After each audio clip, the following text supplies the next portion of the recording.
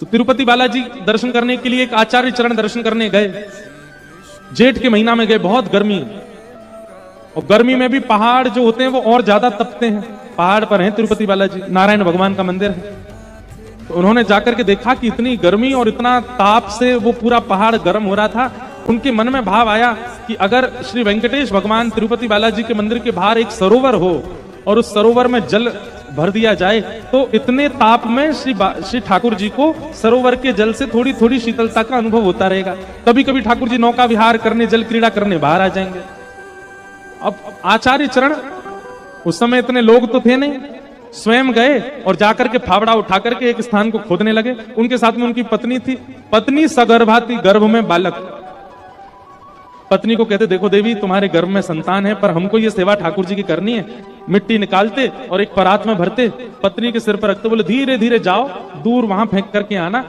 एक दिन आज हो गया, अब महीना, 2 महीना, साल, जब तक हो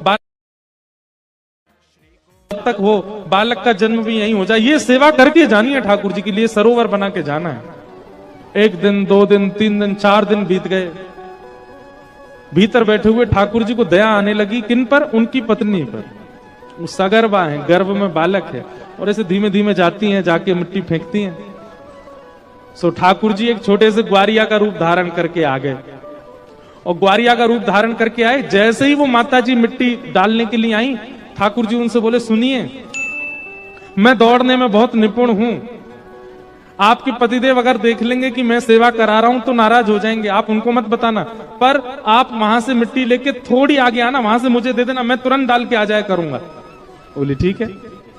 इतने सुंदर सुकोमल ठाकुर जी, ऊंची सी धोती, महाराज कमर में फेंटा बांध करके आ गए।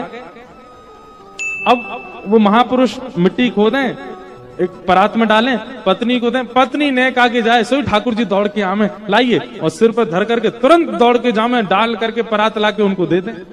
अब यहाँ वो ठाकुर जी दौड़ के आमे लाइए, और सिर पर धर करके तुरंत दौड़ के जामे, डाल करके परात लाके उनको दे दें।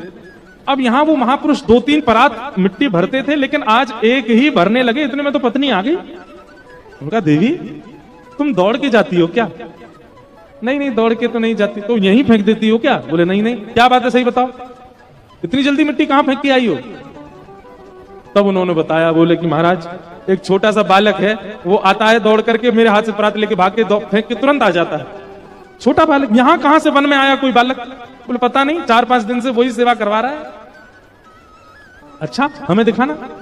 आप जैसे ही गए और जाकर के परात लेकर के जाने, तुरंत आगे से दौड़ते हुए आते देखा, वो आचार्य चरण इतने ज्ञानी थे, इतने भक्त थे, देखते ही रूप माधुरी देखते ही पहचान गई, ये तो कोई और नहीं, साक्षात ठाकुर जी हैं।